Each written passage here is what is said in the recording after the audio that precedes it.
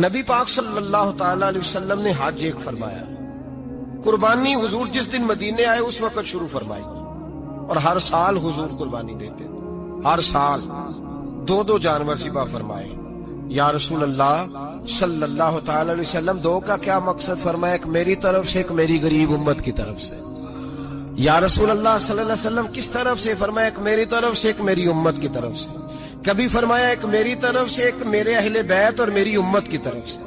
2 جانور حضور نے ذبح فرمائے، اور پھر میرے حبیب پاک صلی اللہ تعالی علیہ وسلم کے غلام مولا علی شیر خدا، ابن ماجہ کی روایت ہے، حضرت علی شیر خدا فرماتے ہیں کہ نبی پاک علیہ الصلوۃ والسلام 2 جانور ذبح کرتے تھے۔ خود حضرت علی کی جب باری آئی تو انہوں نے بھی 2 فرمائے۔ تو صحابہ نے پوچھا کہ علی 2 کیوں؟ 2 کس لیے؟ تو حضرت علی رضی اللہ تعالیٰ عنہ فرمانے لگے مجھے میرے حبیب نے وصیت فرمائی تھی کہ علی تو نے 2 کرنے، ایک اپنی طرف سے کیا کرنا، ایک میری طرف سے کرنا۔ تو میں ایک اپنی طرف سے دیتا ہوں، ایک اپنے نبی پاک کی طرف سے دیتا ہوں صلی اللہ علیہ۔ 2 جانور۔ آپ لوگوں نے سنی ہوئی ہے یہ بات کہ مہینہ مہینہ کھانا نہیں پکتا تھا حضور کے گھر میں۔ حضرت عائشہ فرماتی ہیں 3 چاند اور 3 سورج اکٹھے کبھی نہیں دیکھے جب ساتھ روٹی بھی کھائی ہو، یعنی 3 دن مسلسل کبھی کھانا نہیں کھایا۔ قربانیاں کتنی دیں؟ بولیے۔ حضرت علی شیر خدا کا مکان کوئی نہیں اپنا، کوئی گھر نہیں بنایا۔ مولا کائنات شیر خدا، میں نے یہ بات پھر دوہرا رہا ہوں، پہلے بھی میں نے عرض کی تھی، پکا کرنے کے لیے دوہرا رہا ہوں۔ حضرت علی کا کوئی کاروبار نہیں بظاہر۔ بی بی صاحبہ فرماتی ہیں کہ کئی ہفتے صرف سرکہ اور کھجوریں۔ قربانیاں کتنی؟ اسی سارے صاحب لان ٹورے ہیں کہ ساڑھے تے لگ دیئے کہ نہیں، پکا۔ اور پھر جب بات ہوتی ہے دینے کی تو ماحول اور ہوتا ہے، جب لینے کی باری ہوتی ہے تو ماحول اور ہوتا ہے۔ قربانی واجب ہے اس شخص پر جس کے پاس 52.5 تولے چاندی یا 7.5 تولے، لیکن میں 7.5 تولے والا فتویٰ نہیں دیتا، میں 52.5 تولے چاندی والا فتویٰ دیتا ہوں، اس لیے کہ 52.5 تولے چاندی تو شاید تولہ یا 1.5 تولہ سونے کے برابر ہی ہو جائے، ٹھیک ہے نا جی؟ تو 7.5 تولے سونا 50-60 ہزار روپیہ جس آدمی کے اکاؤنٹ میں موجود ہے وہ قربانی کرے۔ بلکہ امام شافعی رحمۃ اللہ علیہ فرمایا کرتے تھے جس نے 3 کمروں کو تالا لگایا ہوا ہے وہ 3 کمرے فارغ ہیں، اس کے کسی کام کے نہیں، ان کی قیمت کا حساب لگائے۔ چھت پہ سٹور بنا دیا ہے، کوئی مطلب نہیں اس کا، اور جو ویسے رکھی ہوئے ہیں کوئی معنی ہی نہیں کمرے کا، فرماتے تھے حساب لگائے، قربانی کرے۔ رب کریم کی بارگاہ میں دینے کا جب معاملہ آیا تو گول کر گیا کام۔ میرے رسول کائنات سرور عالم صلی اللہ علیہ وسلم کا جب اپنے لیے چیزیں استعمال کرنے کا ماحول ہے تو محبوب پاک علیہ الصلوۃ والسلام نے مہینہ مہینہ روٹی نہیں پکائی۔ یہاں جو آدمی ہر جمعرات کو 4 کلو بکرے کا گوشت پکاتا ہے اور ہر تیسرے دن مرغی کا گوشت لاتا ہے، وہ قربانی کی باری آتی ہے تو کہتا میرے پہ لگتی نہیں۔ وہ ٹھیک ہے ابا جی لے آئے، ابا جی کی طرف سے قربانی ہے، اس دفعہ ابا جی کی، اگلی دفعہ اماں جی کی، اس سے اگلی دفعہ دادی جی کی۔ او خدا کے بندو، جس آدمی کے پاس پیسے ہیں پہلے اپنی قربانی واجب ہے۔ میری بات کی سمجھ آ رہی ہے عزیزوں کو؟ جو آدمی صاحب استطاعت ہے پہلے کس کی قربانی کرے گا؟ وہ کمائی کرتا ہے، اس کے اپنے اکاؤنٹ میں تنخواہ آتی ہے، ابا جی کے اکاؤنٹ میں نہیں آتی۔ اس نے اپنا بینک بیلنس چوری بھی رکھا ہوا ابا جی سے۔ پہلے اپنی قربانی کرے، اگر اس کو شوق ہے، دل کرتا ہے تو ایک اور خریدے، پھر ابا جی کی طرف سے کرے۔ اگر اللہ نے توفیق دیا تو ایک اور خریدے، اماں جی کی طرف سے کرے۔ اور اگر اس کے دل کو اللہ ٹھنڈک عطا کرے، سکون کرے، تو پھر اپنے رسول کی طرف سے بھی قربانی دے، پھر اپنے محبوب کی جانب سے بھی قربانی کرے۔ نبی پاک صلی اللہ تعالی علیہ وسلم نے ہر سال 2 قربانیاں دی، 10 سال۔ کل کتنی ہوگی 10 سالوں میں؟ بولیے۔ اور جب حضور حج کرنے گئے نبی پاک نے 63 اونٹ ذبح فرمائے۔ ایک اونٹ میں کتنی قربانیاں ہوتی ہیں؟ 63 اونٹ حضور نے ذبح فرمائے۔ اور حدیث بڑی مزیدار ہے، حضرت ابو ہریرہ رضی اللہ تعالیٰ عنہ فرماتے ہیں کہ جب اونٹ ذبح کرنے کی باری آئی تو ہم سوچ رہے تھے، پریشان تھے کہ یہ تو بڑا مشکل ہے ذبح کرنا، بڑا مشکل ہے، اس کو تو نہر کرنا پڑتا ہے، گرانا پڑتا ہے، باندھنا پڑتا ہے، سب سے مشکل کام اونٹ ذبح کرنا ہے۔ تو نبی پاک صلی اللہ علیہ وسلم کی تو عادت کریمہ ہے، اپنے ہاتھ سے ذبح کرتے ہیں حضور۔ وہ ہمارا اللہ خیر کرے، اب اللہ ہی حافظ ہے. ذبح کرنا تو دور کی بات ہے، ہمارا جو BA پاس لڑکا ہے نا اس کو ڈر آتا ہے جانور کے پاس کھڑے ہوتے ہیں. کہتے ہیں بچوں کو اندر لے جاؤ، 10 سال کا 12 سال کا اندر لے جاؤ، ذبح کرنا روئے گا. اب بس کرو یار، یہ کس قوم سے تمہارا تعلق پڑ گیا ہے؟ ہمارے تو 12 اور 14 سال کے معوذ اور معاذ ابو جہل کی گردن کاٹ کے رکھ دیا کرتے تھے، اور تو بچہ بکرا ذبح کرنے سے ڈرا رہا ہے. اس کو کھڑا کر لا کے، قربانی تو جہاد کی ٹریننگ ہے. وہ کھڑا کر، اس کو کہا بیٹا یہاں کھڑا ہو، اللہ کے رستے میں بکرے کی گردن کاٹنی ہے. اگر کوئی شخص خدا رسول کے دین کی مخالفت کرے، کفر کا جھنڈا اٹھائے تو اس کی گردن بھی کاٹنی ہے. یہ ٹریننگ ہے بچوں کے لیے. یہاں عجیب ماحول ہے، ڈر لگ رہا ہے، پیچھے ہٹ جاؤ. اور جس صاحب کی قربانی ہے وہ بھی کوئی 1.5 کلومیٹر کے فاصلے پہ کھڑے ہیں، دور کھڑے ہو کے دیکھ رہے ہیں. نفیس ہی بڑے ہیں جناب، لطیف ہی بڑے ہیں. کپڑوں کو کوئی قطرہ خون کا لگ گیا تو بڑی مصیبت بن جائے گی. اور امیر آدمی اس کا تو گھر کسائی نے خود فون کیا ہے کہ صاحب سب سے پہلے میں آپ کے گھر آؤں گا. اس کو پتہ ہے کہ منہ مانگی قیمت ملے گی. مہربانی فرمائے، قربانی میرے رسول پاک صلی اللہ علیہ وسلم سے زیادہ نفاست والی طبیعت کسی کی نہیں. صحابہ کہتے ہیں اتنا حسین محبوب کا انداز تھا کہ کبھی کپڑوں پہ مکھی بھی نہیں بیٹھی تھی. اور حضور سے ہم سلام لیتے تھے، دست مبارک چومتے تھے تو ہمارے ہاتھوں سے کستوری کی خوشبو آنے لگتی. اور فرماتے ہیں نبی پاک کا ہاتھ یوں ہوتا تھا کہ برف بھی اتنی ٹھنڈی نہیں جتنا پیارا حضور کا ہاتھ ٹھنڈا ہوتا تھا. پھر بھی حضور دست مبارک میں خنجر پکڑتے، جانور کو لٹاتے اور اپنی طامت کو سمیٹتے، اور اللہ کے حبیب گھٹنا رکھتے اس کی گردن پر اور بسم اللہ اللہ اکبر کہہ کے ذبح فرماتے. حضور خود دست مبارک سے. تو اتنا زیادہ نازک مزاج ہو گیا ہے کہ اب یہ والی سنت ادا کرنا مشکل ہو گیا تیرے لیے. 63 اونٹ ہیں. اور صحابہ کرام علیہم رضوان فرماتے ہیں کہ حال یہ ہے ہم سوچ رہے ہیں کیسے ذبح کریں گے، کیا کریں گے، کیسے گرائیں گے. اور نبی پاک صلی اللہ علیہ وسلم کہتے ہیں ہم ابھی سوچ میں ہی تھے کہ حضور نے چھری پکڑی. خنجر جب حضور نے اٹھایا تو فرماتے ہیں اونٹ دوڑتا ہوا آیا اور نبی پاک کے سامنے آ کے لیٹ گیا. فرماتے ہیں اللہ کے رسول نے بسم اللہ اللہ اکبر کہہ کے ذبح کیا. اس نے ٹانگ بھی کوئی نہیں ہلائی، پیر بھی کوئی نہیں ہلایا. وہ کسی شاعر نے بڑی عجیب بات کہی تھی. اس نے کہا پھنسی جو دام میں بلبل تو لگی یوں کہنے، کرے گا قتل کیا تو نے جب اسیر مجھے، کباب شمع کے شعلے پہ کیجیو صیاد، شکل گل نظر آئے دم اخیر مجھے. وہ کہتے ہیں بلبل کو شکاری، صیاد شکاری نے پکڑ لیا بلبل کو، تو صیاد سے بلبل کہنے لگی تو نے پکڑا ہے تو قتل تو کرے گا ہی نا، کھائے گا تو صحیح، ایک میری منت ہے. شکاری کہنے لگا وہ کیا؟ تو بلبل کہنے لگی جب تو مجھے ذبح کرے نا اور پکائے تو مجھے پھول سے بڑی محبت ہے. اس طرح کرنا، کوئلے اتنے زیادہ دہکانا، اس قدر زیادہ آگ جلانا کہ ان کی شکل گلاب کے پھول کی طرح سرخ ہو جائے.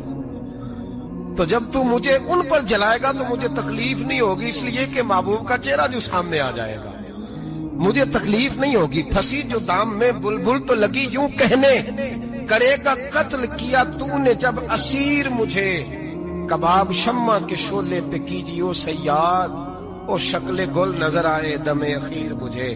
اعلیٰ حضرت بریلوی علیہ رحمہ فرمایا کرتے تھے، فرماتے تھے بڑی تکلیف ہوگی جب جان نکلے گی. روایتوں میں آتا ہے جس طرح باریک دوپٹہ جھاڑیوں پہ ڈالا جائے، کھینچا جائے تو پھٹ جاتا ہے، یوں تکلیف ہوگی. پر فرمانے لگے رسول اللہ کے غلام کو کوئی تکلیف نہیں ہوگی. حضور کیوں؟ فرمایا اس لیے کہ جب جان نکلنے لگے گی تو سامنے جلوہ وضحاج آ جائے گا. حضور کے جلوے ہوتے رہیں گے تو پتہ ہی نہیں چلے گا جان کیسے نکل گئی. پھنسی جو دام میں بلبل. تو صحابہ فرماتے ہیں کہ اونٹ دوڑتا ہوا آیا، حضور کے سامنے آ کے لیٹا، نبی پاک نے ذبح فرمایا اور فرماتے ہاتھ ہو گئی. حضور نے توجہ فرمائی تو دوسرا دوڑتا ہوا آ گیا، تیسرا آ گیا. حضرت ابو ہریرہ فرمایا کرتے اونٹ ایک دوسرے کو دھکے دیتے تھے، پیچھے ہٹ جا، پہلے میں نے جانا ہے. 63 اونٹ وادی منا میں حج کے موقع پر میرے رسول پاک نے دست مبارک سے ذبح فرمائے. ہر قربانی حضور نے اپنے ہاتھوں سے فرمائی. قربانی واجبات دین میں سے، ضروریات دین میں سے، اور کوئی اتنا لمبا چوڑا مسئلہ نہیں. بہت ساری چیزوں کو خود بخود مشکل کر لیتے. ٹی وی پہ خبر آتی ہے فیصل آباد کے دو بیل ہیں، بھولو اور ڈولو، پتہ نہیں کتنے من ان کا وزن ہے. ان سے پوچھا جا رہا ہے کہ بھولو ڈولو کھاتے کیا ہیں؟ تو کہتے ہیں بادام کھاتے ہیں، مکھن کھاتے ہیں. یہ جناب پتہ نہیں ان کو دودھ کتنے کلو روز پیتے ہیں، اور بھولو ڈولو بیچارے سے خود نہیں چلا جا رہا، لگ ایسے رہے جیسے وہ خود کہہ رہے ہیں مہربانی کرو ہمیں ذبح کر لو، اب تو اٹھا بیٹھا بھی نہیں جا رہا. او خدا کے بندو، دین کی اصل حقیقت کو سمجھو. یہ تو حضور نے فرمایا خوبصورت جانور لاؤ، یہ کس حدیث میں آیا ہے کہ اسے بادام کھلاؤ؟ آج لوگ انسانوں کو روٹی نہیں مل رہی اور جانوروں کو بادام کھلا رہے ہو. گھر میں اس کے حصے میں جو اللہ نے شے رکھی ہے نا وہ چارہ ہے، اس کو چارہ کھلاؤ اور اچھے طریقے سے پیٹ بھر کے کھلاؤ. جانور کو پیٹ بھر کے چارہ کھلایا جائے تو جتنی اس کی طبیعت ہوتی ہے اس حساب سے وہ صحت مند ہو جاتا ہے. باقی یہ تو آپ کسی شخص کو اتنا کھلا دیں کہ اس کا پیٹ اتنا بڑا ہو جائے پھول جائے تو وہ بیچارہ تکلیف میں آئے گا کہ نہیں آئے گا؟ یہ کس قسم کا ماحول ہے؟ ایک بکرا بکا لاہور میں اور سیٹھوں نے شرطیں لگائی ہوئی ہیں، میں 5 لاکھ کا لایا ہوں تو میں 9 لاکھ کا. یہ کیا چکر ہوا؟ مجھے اتنا کھلایا ہے جی اس کو فلاں چیز. یہ کس نے کہا ہے کھلانے کا؟ بادام کھانا کس حدیث میں آیا؟ کس صحابی نے اپنے بکرے کو بادام کھلایا؟ کس نے مکھن کھلایا؟ کس نے پیڑے کھلائے؟ بس کرو، عجیب تماشا لگ گیا ہے. اور یہاں تو اتنی بری حالت ہو گئی ہے کہ عورتیں ناچنے لگی ہیں قربانی کے جانوروں کے آگے، بیبیاں بیچنے لگی ہیں. اللہ کے غضب کو آواز نہ دو. یہ قربانی ہے کہ ہر چیز کا، مذہب کی ہر شے کا مذاق بنا دیا ہے. جس دین نے عورت کی اپنی قربانی بھی ہو تو اس کو ذبح کرنے کی اجازت نہیں دی، مرد ذبح کرے گا. جو دین کہتا ہے کہ عورت ذبح نہیں کرے گی وہ عورت بیچ سکتی ہے اللہ کے جانور. یہاں جس کا میں نے رمضان میں بھی کہا تھا، پھر بات دہراتا ہوں، سارا سال ناچتے گاتے ہیں اور عید کا موقع آتا ہے تو 2-4 مولوی بٹھا کے وہ دین سکھانا شروع کر دیتے ہیں. کوئی پتہ ہی نہیں، کوئی خبر ہی نہیں. جس بوتل میں کل تک شراب بک رہی تھی اسی میں دودھ پلاؤ گے؟ جس برتن میں کل تک پیشاب تھا اس میں آج لوگوں کو شہد پلاؤ گے؟ بس کرو، یہ مذاق نہیں، یہ رسول اللہ کا دین ہے. نبی پاک سید عالم صلی اللہ تعالی علیہ وآلہ وسلم نے کوئی ذمہ عورت کے کوئی چیز نہیں لگائی ایسی جس میں اسے مردوں کے ساتھ شامل ہونا پڑے. اور عورت سمجھ ہی نہیں رہی کہ یہ اس کی تذلیل ہے، عزت نہیں. صابن بک رہا ہے تو ساتھ بی بی کھڑی ہے، شیمپو بک رہا ہے تو عورت اس کی جو ہے وہ ایڈ دے رہی ہے. یہ عزت ہے عورت کی؟ رسوا کر دیا تم نے ہر شے میں عورت. اب قربانی کا جانور بھی بی بی بیچے گی؟ غیرت کہاں گئی اس قوم کی؟ میرے رسول پاک سرور دو عالم صلی اللہ تعالی علیہ وسلم کو کسی نے آ کے کہا فلاں قبیلے کے لوگوں نے عورت کو سربراہ بنایا ہے، عورت کو آگے لگا لیا ہے. فرمایا تباہ ہو گئے وہ لوگ، انہوں نے عورتوں کو اپنے آگے پیشوا بنا لیا. جس رب نے عورت کو نبوت نہیں دی، امامت کرنے کا حق نہیں دیا، کس چکر میں لوگ پڑ گئے؟ 5 لاکھ کا جانور کس لیے لائے ہو؟ 5 لاکھ کا تفاخر کے لیے، دکھانے کے لیے؟ تو اگر 50,000 کا 60,000 کا بھی جانور لاتا تو اچھا آ جاتا. اور 50,000 کا جانور لائے تو 5 لاکھ میں کتنے آتے ہیں؟ بولے تو 10 جانور ذبح ہوں گے تو کتنے غریبوں تک گوشت جائے گا، کتنے گھروں کا بھلا ہوگا. ہر چیز کا چکر الٹا کر دیا گیا ہے. اور صرف حج کے لیے ہوتی تو میرے رسول پاک ہر سال قربانی نہ کرتے، اور میرے نبی پاک قربانی دینے کا حکم. ایک اور بات بڑی لوگ پوچھنے لگے، کہتے جی گائے کی ہوتی ہے، بھینس کی بھی ہوتی ہے کہ نہیں؟ چلو جی اب نئی بات نکل آئی. حدیث پاک میں لفظ آیا اونٹ کا، نبی پاک نے فرمایا بکرا 1 سال کا، گائے 2 سال کی، اونٹ 5 سال کا. حدیث میں لفظ آ گیا اونٹ کا.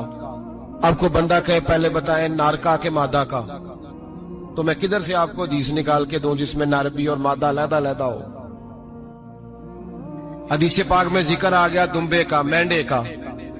اب باقی جو سارے جاگ رہے ہیں نا، اب غور فرمائیں، باقی ایک بکرا ہے، ایک چترا ہے، ایک دمبا ہے، ایک دیسی بکرا ہے، ایک پہاڑی بکرا ہے، تو علیحدہ علیحدہ لفظ کہاں سے نکال کے دیے جائیں؟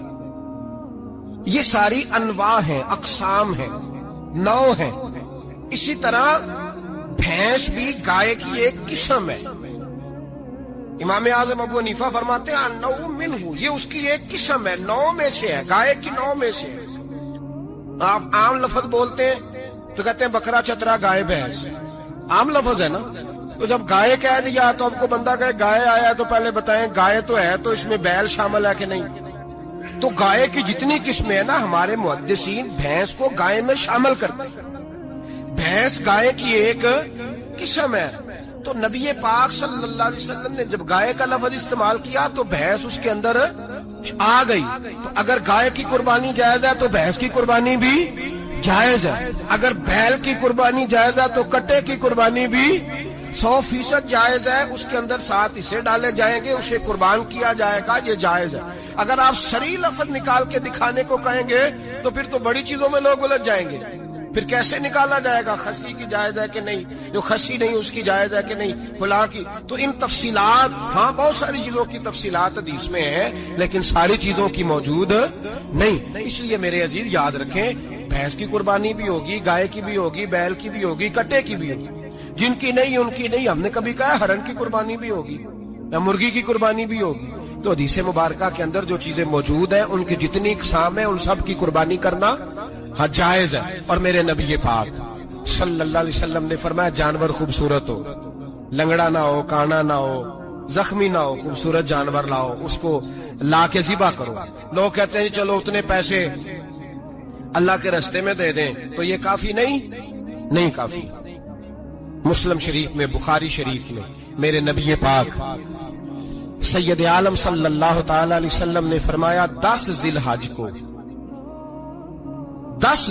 کو اللہ کی نظر میں ابن آدم کا سب سے پسندیدہ عمل. لیکن نا 10 ذی الحج کو، کل 10 ذی الحج ہے تو بڑے کام ہو گئے. فجر کی نماز بھی ہوگی، تکبیرات تشریق بھی پڑھی جائیں گی. آج فجر سے شروع ہو گئی نا، 9 کی فجر سے لے کر 13 کی عصر تک تکبیرات تشریق پڑھی جائیں گی. اللہ اکبر، اللہ اکبر، لا الہ الا اللہ واللہ اکبر، اللہ اکبر وللہ الحمد، اللہ اکبر، اللہ اکبر، لا الہ الا اللہ واللہ اکبر، اللہ اکبر وللہ الحمد، اللہ اکبر، اللہ اکبر، لا الہ الا اللہ واللہ اکبر، اللہ اکبر وللہ الحمد. کوشش کریں جب بھی پڑھیں 3 بار پڑھیں. تکبیرات تشریق بھی پڑھی جائیں گی. فجر کی نماز بھی کل ہوگی، عید کی نماز بھی ہوگی، لوگ اور بھی کوئی ذکر اذکار کریں گے. لیکن میرے نبی پاک صلی اللہ علیہ وسلم نے فرمایا 10 ذی الحج کو اللہ کو اپنے بندے کا جو کام سب سے زیادہ پسند ہے وہ یہ ہے کہ وہ اللہ کے راستے میں جانور کا خون بہائے. حالانکہ نمازیں بھی ہیں، اذکار بھی ہیں، تکبیرات بھی ہیں، سارا کچھ ہے، پر اللہ کو سب سے زیادہ کیا پسند ہے؟ جانور کو قربان کرنا. یہ اللہ کو بڑے خوبصورت لفظ نبی پاک علیہ السلام نے فرمایا قربانی کا جانور قیامت کے دن اپنے سینگوں اور کھروں سمیت آئے گا، اور جس نے قربانی کی ہوگی اس کی بخشش کروا کے اسے جنت میں لے کر جائے گا. تو فرمایا ابن آدم کا سب سے پسندیدہ عمل یہ، سب سے پسندیدہ، کہ وہ 10 ذی الحج کو قربانی کریں، کوشش کریں خود ذبح کریں اپنا جانور. یہ حضور کی سنت ہے. یہ نہ ہو سکے تو نبی پاک صلی اللہ علیہ وسلم نے اپنے ہاتھوں سے ذبح کرنے لگے حضرت فاطمہ کا جانور. تو فرمایا فاطمہ ادھر آ کے اس کے پاس کھڑی ہو جاؤ، میں تمہارا جانور ذبح کرنے لگا. اپنے جانور کے پاس کھڑے ہو.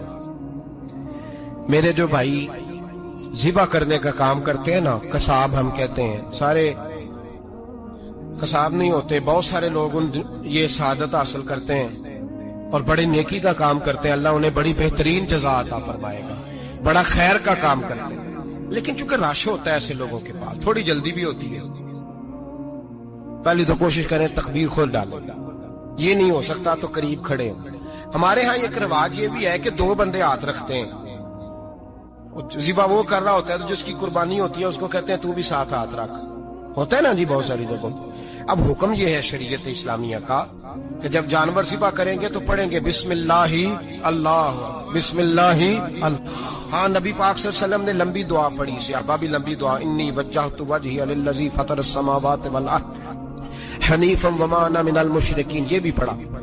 اور پھر میرے رسول پاک صلی اللہ علیہ وسلم نے یہ بھی کہا کہ اللہ میری طرف سے قبول فرما، میری امت، میری اہل بیت کی طرف سے قبول فرما. صحابہ جب جانور ذبح کرنے لگتے پہلے یہ دعا پڑھتے، پھر کہتے اللہم تقبل منا کما تقبلت خلیلک ابراہیم علیہ السلام وتقبلتا حبیب کا محمد صلی اللہ علیہ وسلم، اے اللہ ہم سے بھی قبول فرما جیسے تو نے حضرت ابراہیم سے قبول فرمائی اور جیسے اپنے حبیب حضرت محمد صلی اللہ علیہ وسلم سے قبول۔ یہ ساری دعا پڑھیں، اور جب جانور ذبح کرنے لگے تو پھر پڑھیں بسم اللہ اللہ، بسم اللہ اللہ۔ اچھا، دو آدمیوں نے ہاتھ رکھا ہوا ہے، دو آدمیوں، اب اگر ایک نے بھی نہ پڑھی بسم اللہ اللہ اکبر تو جانور حلال نہیں ہوگا، دونوں کو پڑھنا پڑے گا۔ یہ مسئلہ یاد رکھیں۔ ایک اور بات بھی بتانی ہے آپ، وہ بھی آپ نے یاد رکھنی۔ قربانی کے بڑے جانور میں کتنے حصے ہوتے ہیں؟ 7۔ اب 7 حصوں میں 7 کی نیت قربانی کی ہونی چاہیے، 7 کی۔ 6 حصے ڈال گئے، جو چلے تھوڑے سے زیادہ امیر لوگ نہیں تھے، نارمل تھے، انہوں نے 6 حصے ڈال لیے۔ 7واں امیر آدمی تھا، اس کو جا کے کہا یار ایک حصہ نہیں مل رہا، تو چل تو نے تو 2-3 بکرے لیے ہوئے ہیں، تو بھی شامل ہو جا۔ اس نے پہلے تو کہا نہیں یار میں نے اب لے لیے، پھر جب اصرار کیا تو کہا چلو ٹھیک ہے بڑے گوشت کا قیمہ کرا لیں گے۔ تو اس طرح کرو، ڈال لو میرا بھی حصہ۔ اب 6 کی نیت قربانی کی، 7ویں کی گوشت کی، کسی کی بھی قربانی نہیں ہوگی، گئے سارے۔ اب اس کے لیے شرط کیا ہے کہ اس کو بھی آپ، اصل میں ہمیں مسائل نہیں آتے، نہ ہم سیکھتے ہیں نہ پتہ کرتے ہیں، پھر خرابی ہوتی ہے۔ اب اس سے کہیں کہ یار قربانی سے پہلے اپنی نیت کا اعادہ کر، اپنی نیت کا اعادہ کر، بتا کہ تیری نیت کیا ہے، اور اگر غلط ہے تو صحیح کر لے، تاکہ سب کی قربانی تو بتا۔ یہ جو تو رکھ رہا ہے قربانی، تو کس کی قربانی کر رہا ہے؟ دادا جی کے نام کی، ابا جی کے نام کی، اپنے پیر کے نام کی، استاد کے نام کی، یا رسول پاک صلی اللہ علیہ وسلم کے نام، نبی پاک کے نام کی؟ اس سے پوچھیں، اور جو وہ نیت بتائے اس نیت کی دعا ہوگی، اس کی طرف سے کہا جائے گا اے اللہ اس کی طرف سے اسے قبول۔ میری بات کی سمجھ آ رہی ہے میرے عزیزوں کو؟ اور اس ارادے کے ساتھ قربانی، اگر ایک کی بھی نیت خراب ہو گئی تو مسئلہ بگڑ گیا۔ اس لیے ان مسائل کو، اور نبی پاک کے نام کی جو قربانی ہوگی، سبحان اللہ، میں کرامات کا زیادہ قائل نہیں، ہم کرامات کے نہیں کیفیات کے قائل ہیں، کیفیات کی۔ اور دین ویسے بھی لفظوں کا نام نہیں، کیفیت کا نام ہے۔ میرے حصہ فرمایا کرتے تھے ہم کرامت سے زیادہ کیفیت کے قائل ہیں۔ اگر مرید ساری زندگی کرامتیں سناتا رہے اور کبھی اسے مدینے جانے کا شوق ہی پیدا نہ ہو، کبھی نبی پاک کے نام پہ آنسو نہ آئے، تو پھر کرامت کا فائدہ نہیں، کیفیت تو ملی نہیں اسے۔ ہم کیفیت، اسی طرح ہم نظرانے کے نہیں نظر آنے کے قائل ہیں۔ تو بھائی یہ یاد رکھ لیں، کیفیت کا نام دین ہے۔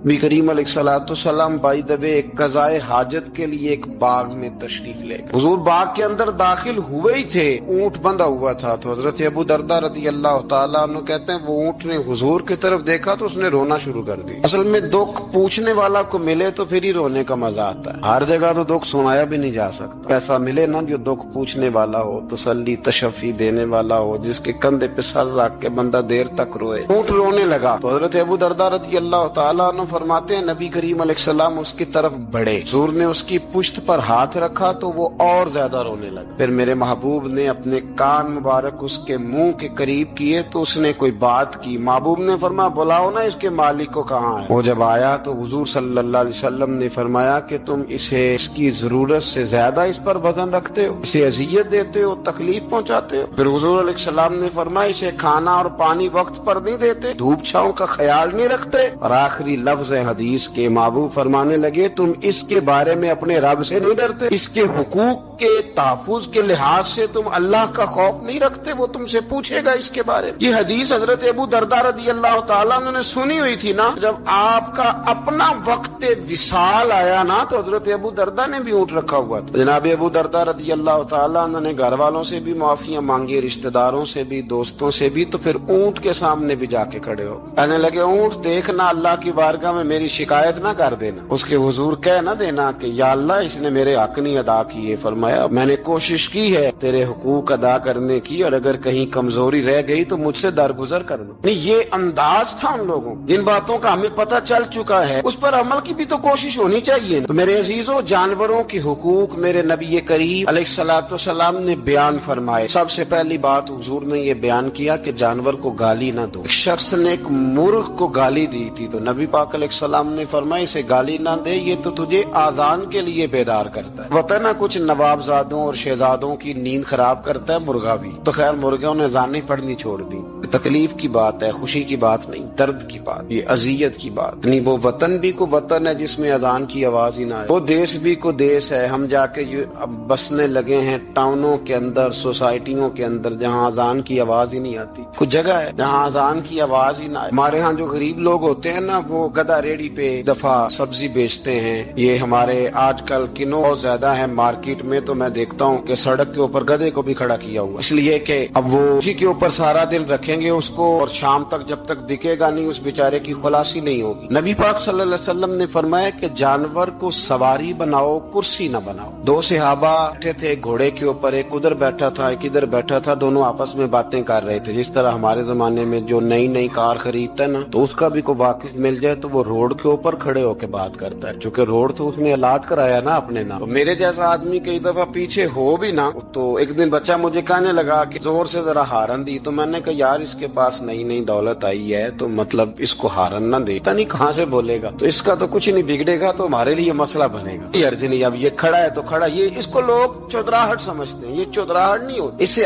یہ آپ کے کمزور ہونے کی علامت ہے۔ اس طرح چھوٹا آدمی اس طرح کے کام کرتا ہے، بڑے لوگ تو کسی کو تکلیف ہی نہیں دیتے چونکہ وہ بڑے ہوتے ہیں۔ تو نبی پاک علیہ السلام نے دیکھا دو غلاموں کو، ایک کے گھوڑے کا منہ ادھر ہے دوسرے کا ادھر ہے، تو آپس میں گفت و شنید کر رہے ہیں۔ میرے رسول کریم علیہ السلام نے وہیں تنبیہ فرمائی، حکم دیا، فرمایا سواریوں کو سواریاں بنایا کرو، کرسیاں نہ بنایا کرو، جب تک چلنا ہو اس پر بیٹھو، اور جب بات کرنی ہو تو گھوڑے سے نیچے اترو، پھر بات کرو تو پھر دوبارہ گھوڑے پہ بیٹھو، کہ اس سے اتنا ہی کام لیا جائے جتنا وہ اس کا بوجھ برداشت کر سکے۔ عبداللہ بن مبارک نے نا کرائے پہ گھوڑا لیا تھا، کرائے پہ سواری لیتے۔ حضرت عبداللہ بن مبارک رحمۃ اللہ تعالیٰ نے ایک شخص سے کرائے پہ گھوڑا لیا کہ مجھے فلاں سفر پہ جانا ہے تو گھوڑا کرائے پہ دے دو۔ اس نے کہا جی کس نے جانا ہے؟ تو آپ فرمانے لگے میرا وجود دیکھ لے، میں نہیں جانا ہے۔ طے ہو گیا، آپ نے گھوڑا اس سے لے لیا۔ جب آپ جانے لگے تو ایک آدمی رستے میں ملا، کہنے لگا حضور کوفے جا رہے ہیں؟ فرمایا ہاں۔ کہنے لگا یہ میرا خط بھی لے جائیے، یہ میرا خط ہے۔ کتنا وزن ہوتا ہے خط کا؟ یہ میرا خط ہے، فلاں آدمی کو دیجیے گا۔ تو آپ فرمانے لگے تو میرے ساتھ واپس چل گھوڑے کے مالک کے پاس، اگر وہ اجازت دے گا یہ سفر گھوڑے پہ زیادہ رکھنے کا تو میں رکھوں گا، اگر وہ اجازت نہیں دے گا تو میں نہیں رکھوں گا۔ تو وہ آدمی کہنے لگا حضور اتنی چھوٹی باتوں کا کیوں خیال رکھتے ہیں؟ عبداللہ بن مبارک فرمانے لگے اس لیے کہ میں رحمت للعالمین نبی کا ماننے والا ہوں، میرے رسول پاک علیہ السلام رحمت للعالمین ہے، تو میں اتنا بھی ظلم جانور پر کر سکتا ہوں، میں پہلے اجازت لوں گا اس کے مالک سے، اس کے بعد پھر میں آگے جاؤں گا۔ تیسری بات حضور علیہ السلام نے فرمایا جو جانور جس مقصد کے لیے پیدا کیا گیا اسے وہی کام لینا ہے، دوسرا کام نہیں لینا جس مقصد کے لیے پیدا کیا گیا۔ گھوڑا، گدھا اور خچر کھانا اسلام میں ذبح کر کے کھانا اس لیے جائز نہیں رکھا گیا کہ یہ سواری کے جانور ہیں، تو جو سواری کے جانور ہوں گے انہیں ذبح کر کے کھایا نہیں جائے گا، اس سے سواری کا کام لیا جائے گا، اور جو جانور گوشت والے ہوں گے ان سے گوشت کا کام لیا جائے گا، جو دودھ والے ہوں گے اس سے دودھ کا کام لیا جائے گا۔ بخاری مسلم میں موجود ہے، نبی پاک علیہ السلام فرماتے ہیں ایک شخص نے بیل پر سواری کر لی، اس نے سواری کر لی اور جب وہ تھوڑا سا آگے گیا نا تو بیل اپنا منہ پیچھے کر کے کہنے لگا میں سواری کے لیے نہیں پیدا کیا گیا۔ اللہ نے اسے زبان عطا فرمائی اور بیل بول پڑا، کہنے لگا مجھے حال کے اندر جوت لے، یہ کام مجھ سے لے لے، لیکن تو میرے اوپر سواری نہیں کر سکتا۔ سواری کے لیے اللہ نے گھوڑے پیدا کیے، اونٹ، گدھے اور خچر پیدا کیے ہیں، جو جانور جس مقصد کے لیے ہوگا اس سے وہی کام لیا جائے گا۔ ایک بات اور کرنے لگا ہوں، ذرا سخت ہے، جانوروں کو لڑانا حرام ہے۔ حضرت عبداللہ ابن مسعود رضی اللہ تعالیٰ عنہ روایت بیان کرتے ہیں، فرمایا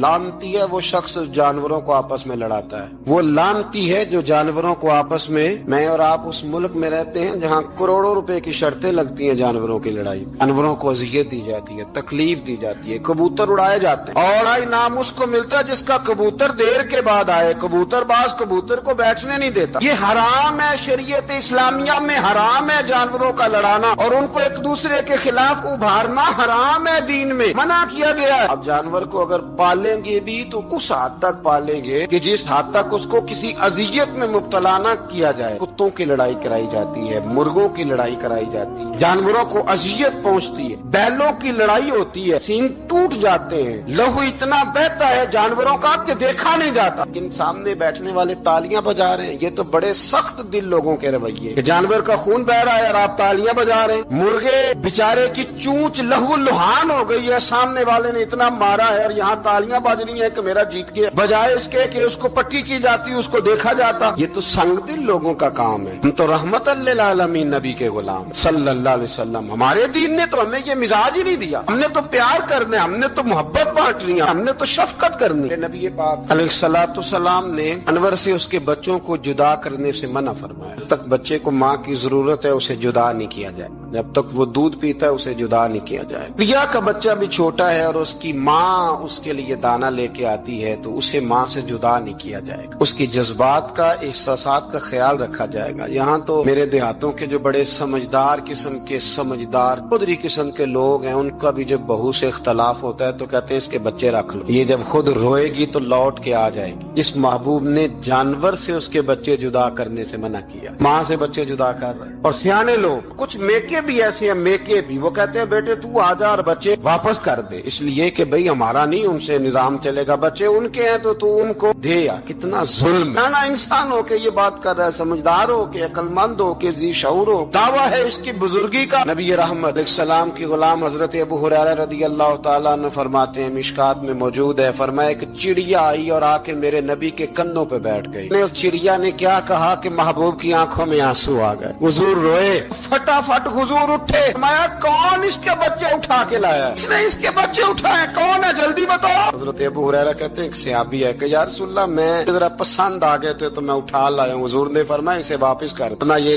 میری بارگاہ میں شکایت کر رہی ہے تو قیامت میں بھی تیری شکایت کرے، جا وہیں رکھ کے آ، جہاں سے تو اٹھا کر کے لایا تھا۔ میرے دوستو، دین اتنے اعلیٰ حقوق بیان کرے جانوروں کے، اور انسان اس سے آگے بڑھ کے انسانوں کے ساتھ سلوک کرے۔ ہم نہ سیاست سے بادشاہی لینا چاہتے ہیں، سیاستدانوں کے اپنی جیب سے اشتہار چھپوا کے بادشاہی لینا چاہتے ہیں، ڈیرا بنا کے بادشاہی لینا، نہ بادشاہی تو رحم کرنے سے ملتی، بادشاہی تو شفقت کرنے سے ملتی، بادشاہیاں تو اللہ کی مخلوق سے پیار کرنے سے ملتی۔ بادشاہیاں، امام احمد بن حنبل رحمۃ اللہ تعالی علیہ فرماتے میں نے ایک محدث کا تذکرہ سنا کہ وہ میرے محبوب کی حدیثیں بیان کرتے ہیں تو کہتے ہیں میں شوق علم میں ان کی بارگاہ میں پہنچا، جب میں گیا تو کتے کو کھانا کھلا رہے، میں نے سلام لی تو انہوں نے جواب تو دیا پر کوئی اتنی توجہ نہیں کی میری طرف۔ میرے دل میں خیال آیا یہ محدث ہیں اور کتے کے ساتھ اتنا پیار کر رہے ہیں، میری طرف دیکھا ہی نہیں۔ تو فرماتے ہیں وہ کتے کو کھانا کھلا کے فارغ ہوئے تو میری طرف دیکھ کے کہنے لگے احمد بن حنبل میرے علاقے میں کتے نہیں رہتے، کتے دوسرے شہر میں زیادہ پائے جاتے ہیں، یہ بھوکا تھا تو ادھر آ گیا تھا، اور تمہیں حضور علیہ السلام کی وہ حدیث تو پتہ ہوگی، نبی پاک نے فرمایا جو کسی کے ساتھ امید لگائے اور وہ آدمی اس کی امید پوری کرنے پر قادر ہو پھر بھی امید پوری نہ کرے،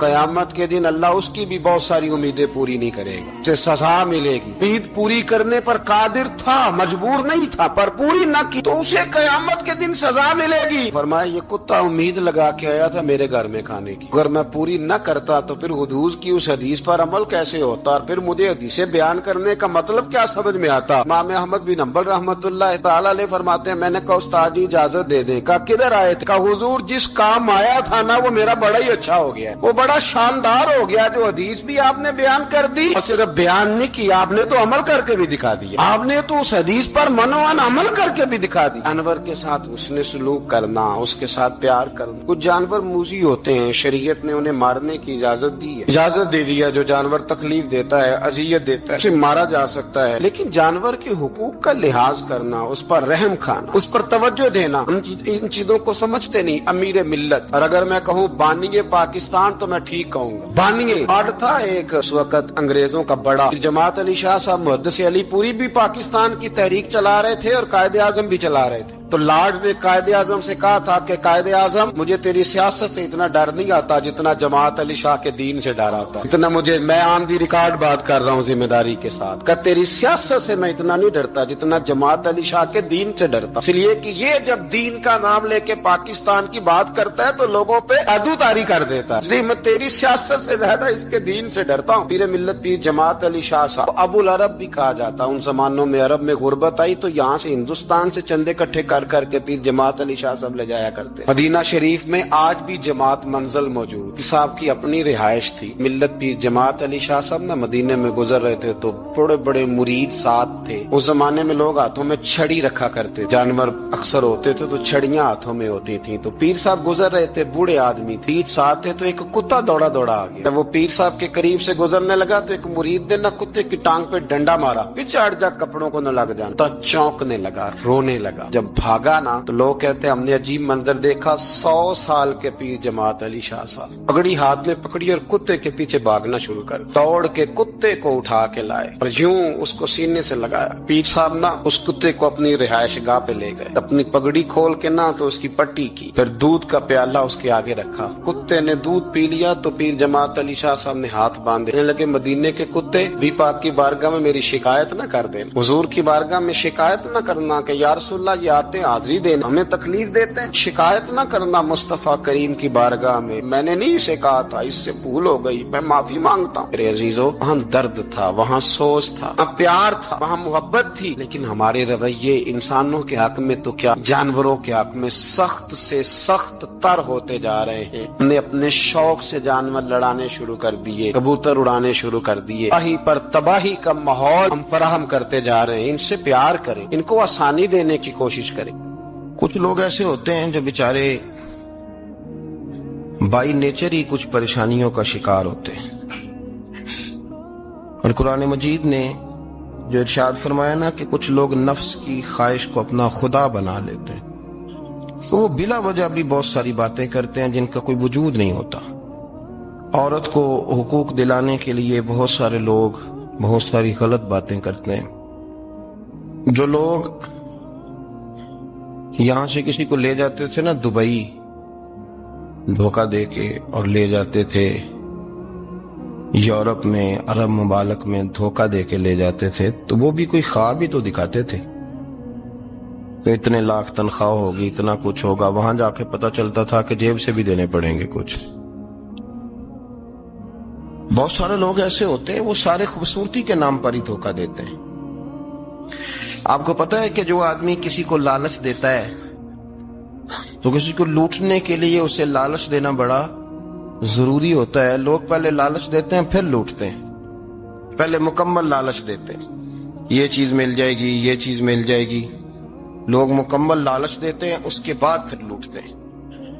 اور اگر لالچ نہ دیں تو کوئی آدمی قابو آئے گا؟ لوگ لوٹتے ہیں لالچ دے کر. اچھا, اب وہ جو جس کو لالچ دیا جا رہا ہوتا ہے وہ کہہ رہا ہوتا ہے کہ نہیں نہیں تمہیں نہیں پتا, وہ اس وقت ماننے کو تیار نہیں ہوتا. وہ کہتا ہے اتنی خوبصورت باتیں کر رہا ہے, اتنی اچھے پیغام دے رہا ہے, تم میرے دشمن ہو, تم مجھے منع کر رہے ہو. ہوش تب آتی ہے کہ جب سب کچھ لٹ جاتا ہے. عورت کو ویسے بھی قابو کرنا بڑا آسان ہوتا ہے. اعلیٰ حضرت بریلوی رحمت اللہ علیہ فرماتے ہیں بیٹیاں نازک شیشیاں ہوتی ہیں, ان کو تو ذرا سی چوٹ لگے تو ٹوٹ جاتی. دیکھیں کتنا بڑا جملہ کہا بریلی کے امام, نازک شیشیاں. ذرا کوئی آدمی گمراہ کرتا ہے, ذرا خراب کرتا ہے. اب دیکھیں نا, یہ جو بچیوں کو بچے مس گائیڈ کرتے ہیں, انہیں بڑے بڑے خواب دکھاتے ہیں, وہ بیچاری ماں باپ کو چھوڑ کے, بہن بھائی کو چھوڑ کے اس کے ساتھ شادی کرتی ہے. پھر جو اس کا بعد میں اشر ہوتا ہے, آپ ادلیاں نو سردار پہن تکے, شرما والیاں نو جھوٹے ڈولیاں دے. پھر وہ بیچاری ماں باپ رکھتے نہیں, وہ ظلم کرتا ہے, تو کتنی بڑی تکلیف میں وہ بچی آ جاتی. نازک شیشی ہوتی ہے نا تو ٹوٹ جاتی. یہی حال اب جدید خواتین اور یہ جو کچھ اینکر پرسن ہیں, یہ اصل میں نا یہ آپ کو سیاست سکھاتے ہیں, لیکن یہ مادر پیدر آزاد لوگ ہیں, بالکل آزاد. یہ تو علماء شور نہ کریں, بات نہ کریں, گفتگو نہ کریں, مشائخ بات نہ کریں, اور یہ جو کچھ سنجیدہ اور دینی طبقہ ہے یہ کوئی شور نہ کرے, یہ تو روڈوں پہ ننگے ہو کے آ جائیں معاذ. خوفناک نظریہ رکھتے ہیں یہ لوگ. عورت کو کہتے ہیں تیرے حقوق ہم تجھے لے کے دیں گے. مثلاً وہ کون سا حق ہے جو تم نے لے کے دینا ہے؟ میرے نبی کریم صلی اللہ علیہ وسلم اس کو بیٹی بھی بنایا ہے, اس کو بہن بھی بنایا ہے, اس کو ماں بھی بنایا ہے, اسے بیوی کا عالی شان رتبہ بھی عطا فرمایا ہے. اور چونکہ بیٹی کا بھی حق بڑا بیان کیا جاتا ہے، بہن کا بھی، ماں کا بھی، اور بیوی کے معاملے میں لوگ سمجھتے ہیں کہ زیادہ بات نہیں کرنی چاہیے، شاید مسئلہ خراب ہو جائے. حالانکہ نبی پاک صلی اللہ تعالی علیہ وسلم نے بیوی کے بارے میں پتہ کیا فرمایا؟ فرمایا جب تم نکاح کر لیتے ہو تو اپنا ایمان محفوظ کر لیتے ہو. اب میں اس کی شرح نہیں کرتا، آپ خود کر لیجئے گا کہ وہ ایک ایسی شخصیت ہوتی ہے کہ جس کی موجودگی میں آپ کا ایمان محفوظ ہے. اب میں نہیں سمجھتا کہ اس سے بڑی بات کوئی اور ہو سکتی ہے، جس کی موجودگی میں آپ کا ایمان. اور بھائی یہ حدیث پاک عرض کر رہا ہوں، نکاح جب کوئی کر لے تو اس نے اپنا ایمان مکمل کر لیا. اس کا معنی یہ ہوا کہ آپ کا ایمان محفوظ ہے اس کی موجودگی میں. تو اس سے زیادہ بھی، یعنی ایمان سب سے قیمتی چیز ہے نا، تو اس کے محفوظ ہونے کی وجہ حضور نے نکاح بیان کر دی. اب میرا خیال ہے بیوی اگر کوئی اس سے بڑا حقوق مانگے گی تو بیوقوفی کرے گی. اتنا بڑا درجہ نبی کریم نے اسے عطا کر دی، اتنا بڑا مقام دے دیا کہ تو خامند کے ایمان کے محفوظ ہونے کا ذریعہ بن گئی ہے. عورت کو جو حقوق رسول کریم صلی اللہ تعالی علیہ وسلم نے عطا فرمائے، نبی پاک نے جو حقوق دیے، دیکھیں نا، حضرت عبداللہ ابن عمر رضی اللہ تعالیٰ عنہ کی اہلیہ بیمار تھی، تو جلدی جلدی سے وہ آئے. تو جب بہت جلدی ہو، سفر بڑا شدید تھا، تو آپ نے جلدی سے نماز ادا کی، جلدی سے چلے. آپ کے خادم کہنے لگے حضور خیریت ہے؟ فرمایا میری بیوی بیمار ہے. تو اس نے عرض کی حضور آپ کی اہلیہ بیمار ہے. تو آپ نے نماز بھی جلدی سے پڑھی، سفر بھی جلدی جلدی کیا. تو فرمانے لگے یہ وہ چیزیں ہیں جو ہمیں مدینے والے رسول نے سکھائی. آپ اس کیفیات کو سمجھیں کہ حضور صلی اللہ علیہ وسلم نے درس دیا. اور پھر ایک اور بہت بڑی بات، یہ فضیلت کسی اور کو نہیں دی. جو عورت کو حضور نے فضیلت دی، یہ فضیلت کسی اور کو نہیں دی. کبھی حضور نے فرمایا کہ تمہارا ابا تمہارے ساتھ بہت سخت رویہ کرے تو تم نے اس کو اس سختی پر داد دینی ہے. فرمایا چلو اگر وہ زیادتی بھی کرے تو تم نے اس کے ساتھ سلوک اچھا ہی کرنا ہے. لیکن آپ ایک بات کو سمجھے نا کہ بچے کے بارے میں، بیٹے کے بارے میں، بیٹی کے بارے میں فرمایا 10 سال کے ہو کے نماز نہ پڑھے تو سختی کرو، تمہارا ڈنڈا بھی لٹکنا چاہیے. بہت ساری جگہوں پہ بہت سارے لوگوں کے لیے سختی کا حکم دیا، لیکن عورت کے لیے حضور نے جو جملے کہے، اصل میں ہم سمجھتے ہیں کہ یہ ایک بات ہے، مشہور ہو گئی ہے روایت حدیث، تو بس اس کے پس منظر پر اور جملوں کے حسن پر شاید معاذ اللہ غور کرنے کی ضرورت نہیں. ذرا اس لفظ کی تاثیر پر غور کریں. حضور نے فرمایا عورت ٹیڑھی پسلی سے پیدا کی گئی ہے، یہ ٹیڑھی ہے، تو سیدھا کرنے کی کوشش کرو گے تو ٹوٹ جائے گی. تو حضور پھر ہمارے لیے حکم کیا ہے؟ فرمایا جیسی ہے تم اسی کے ساتھ نبھا کرو. آپ سمجھیں کہ اتنا محفوظ حضور نے درجہ دے دیا بی بی کو، اتنا محفوظ کہ فرمایا غلطی بھی ہو تو میرے غلاموں تم اس کے ساتھ نبھا کرو، گزارا کر لو. Subscribe and press the bell icon and like, comment.